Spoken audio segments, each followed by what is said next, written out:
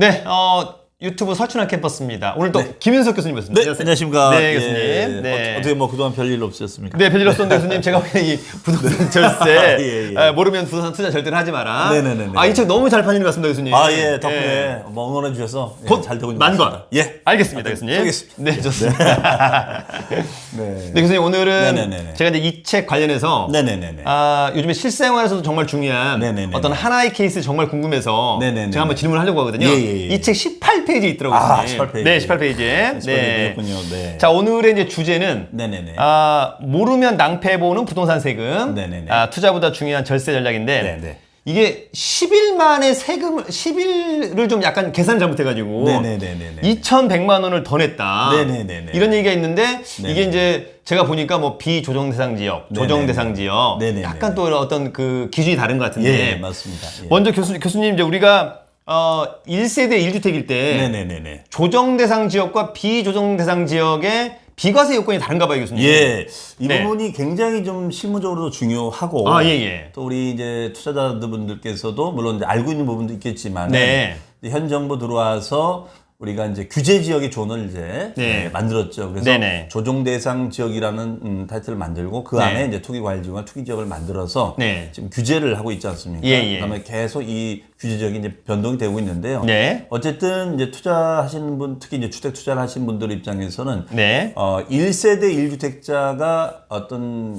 보유하다가 시세 차익이 생기면 우리가 1세대 1주택자가 됐을 땐 양도소득세를 비과세 준다. 아마 그 부분은 이제 뭐 워낙 유명한 조항이라서 많이 알고 계실 겁니다. 다만 우리가 조정 대상 지역이냐 아니냐에 따라서 차이가 크다는 거. 예. 뭐 우리가 지방 같은 일반 지역 같은 경우에는 비조정 네. 지역 같은 경우는 종전대로 2년 이상 보유만 하다가 네. 팔게 되면 이제 양도 차익이 생겨도 세금이 없는 네네. 그런 혜택을 보는데요. 네. 다만 이제 조정 대상 지역으로 지정이 돼 버리면 네. 2년 이상 보유할 뿐 아니라 네. 거주까지도 해야 되는. 그러니까 뭐 예를 들어서 투자 목적으로 하신 분들 입장에서는 실제 네. 거주까지가 돼야 되는 네. 이런 부분들이 있다 보니까 네. 굉장히 좀 주의를 요하는 그런 상황이 됐습니다. 그래서 투자하고자 하는 지역이 조정 대상 지역인지 아닌지를 잘 검색하시고 네. 또 현장을 알아보시고 투자에서 결정을 하셔야 되지 않을까 이런 생각합니다. 네. 교수님 그럼 조정 대상 지역인지 아닌지는 어디를 보면 알 수 있는 건가요? 근데 이제 조정 대상 지역인지 아닌지는 일단은 이 책을 보면은 거기에 일단 나와 있습니까? 나와 있습니다. 알겠습니다. 교수님 그러면 어쨌거나 저희가 이제 김포 같은 경우에는 비조정 대상 지역이고 네네네네. 광명은 조정 대상 지역인데 예를 들어서 네네네. 그러면 김포는 그냥 2년만 보유하면 되는 거군요. 교수님. 그렇죠. 예. 네. 만약에 비조정 대상 지역이었다면은 네. 2년 이상 보유를 하면 되는 거고 네. 설사 조정 대상 지역이었다 하더라도 예. 조정 대상 대상 지역이 되기 전에 네. 이미 취득을 해가지고 네. 갖고 있었다면 네. 그 부분은 우리가 좀 혜택을 볼 수가 있습니다. 그렇군요. 그러면 조정 대상 지역이라 하더라도 네. 내가 살 때 조정 대상 지역이 아니었다면 그냥 그렇죠. 2년만 보유. 네, 그렇죠. 조정 대상 네. 지역이 되고 나서 내가 샀다면 예, 2년 예, 보유, 2년 거주. 네, 그렇습니다. 그렇게. 그런데 이제 조정 대상 지역 발표가 사실 2017년도 네네네. 파리부동산 대책이 발표됐을 때 나왔던 거거든요. 예. 그 당시에도 왜냐면은 이 조정 대상 지역으로 묶일 줄 모르고 네, 그렇습니다. 이미 전에 계약을 했다거나 네네. 계약을 해서 계약금을 치렀다거나 네. 취득한 분들이 계시지 않습니까? 네네, 근데 그런 분들은 이제 선입피를 볼 수가 있기 때문에 네. 그래서 항상 조정 대상 지역 공고가 되기 전에 취득이 된 건지 네. 이윤지 이런 내용들을 잘 구분해서 네. 꼭 전문가들하고 상의를 하셔서 네. 매도자 결정을 하시는 게 네. 중요하다는 말씀 드리겠습니다. 교수님 어쨌거나 그러면 간단히 이게 10일을 계산을 잘못해서 네네네네. 2,100만 원을 납부했다. 그렇죠. 그래서 개략적으로 한번 좀 사례를 설명해 줄 수 있을까요? 그러니까 이제 뭐 이제 보통 이런 겁니다. 우리가 네. 이제 그 기간을 따지는 것이 비과세는 굉장히 중요하거든요. 네, 기간. 그걸 우리 이제 세법상은 이제 양도 또는 취득 시기라고 합니다. 네. 그래서 우리가 취득 날짜하고 양도 날짜를 가지고 보유기한 산정합니다. 네네, 교수님. 그래서 이 산정 기준이 이제 어떤 때를 기준으로에 따라서 날짜 차이가 있을 수 예, 있지 않겠습니까? 네네. 그러면 이제 보통은 이제 일반 분들은 취득 날짜나 양도 날짜는 등기한 날짜 아니냐 네네네. 라고 이제 생각을 네. 할 수가 있습니다. 네. 그런데 우리 세법상은 등기 날짜가 아니라 네. 바로 잔금 지급으로 원칙을 잔금이군요, 합니다. 교수님. 네네. 그래서 우리가 여기서 혼동이 많이 되는데요. 잔금을 치르고 등기를 하지 않습니까? 네. 그러면 잔금과 등기 날짜가 좀 차이가 있을 수 있죠. 있죠, 교수님. 네네. 그 차이에 그 일수 차이를 잘못 인식을 해가지고 네. 비과세를 못 받는. 네네. 저희 책 사례에서도 이제 그런 내용들이 네네네. 담아져 있는데요. 네. 그래서 주의할 점은 양도 또는 취득 시기가 네네. 등기일 우선이 아니라 예. 잔금 지급일을 우선으로 한다는 거. 이제 이걸 이제 좀 더 법률용어로 표현하면 이제 대금 청산일.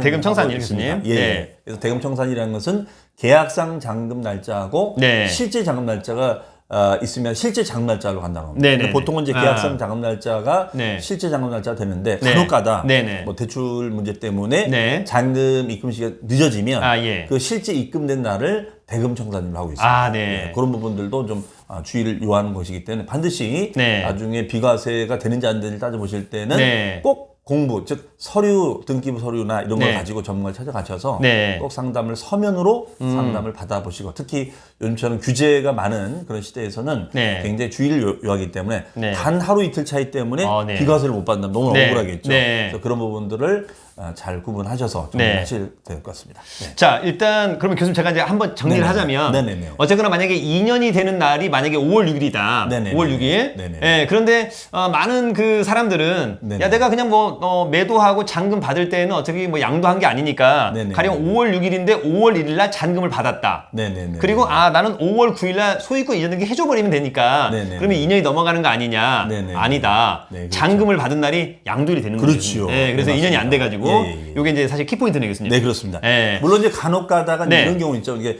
뭐 교수님 잘 아시다시피 잔금 날짜 다음에 등기가 오는데 네네. 때로는 네. 등기가 먼저 올 때도 있지 않습니까? 그럴 때도 교수님. 네. 그러면 그런 경우에는 네. 그때는 둘 중에 빠른 날이 등기 날짜이기 때문에 네, 네. 일단 등기 날짜가 될 수 있다. 등기 날짜가 소유권이. 그것도 하나의 팁으로 팁이네요. 말씀드리겠습니다. 꼭 알아두시고요. 네네네. 사실 이런 게 이제 문제가 될 때마다 네. 문제를 이를테면 발생시키고 상담하면 안 될 것 같아요, 교수님. 맞습니다. 항상 팔기 전에, 네. 팔기 전에 네네. 교수님이나 전문가분들을 네네네. 꼭 찾아가서 상담을 하는 그런 습관을 가지고 네, 한국 맞습니다. 사람들은 이 컨설팅 비용을 굉장히 아까워하더라고요. 그럼요. 1, 20만 원 그냥 예. 싹 줘버린다. 그러니까. 네. 그러니까 사실은 뭐 몇 억의 차익을 맞습니다, 이렇게 교수님. 올렸는데 네. 그 몇 억의 차익에 대해서 비과세가 되느냐 안 되느냐가 얼마나 중요한 문제입니까? 맞습니다. 네. 그런데 어떤 그런 서면이라든가 서류 상담을 통해서 그 상담료 몇십만 원 주는 거를 그걸 아까워한다면 네. 그건 좀 아니겠죠. 네. 그래서 이 상담료 자체도 비용으로 처리가 가능하잖아요. 그렇죠. 예. 네네. 전혀 나중에 문제가 없는 거 그래서, 아닙니까? 저기 증빙을 끊으면 네네네. 양도세 신고할 때도 다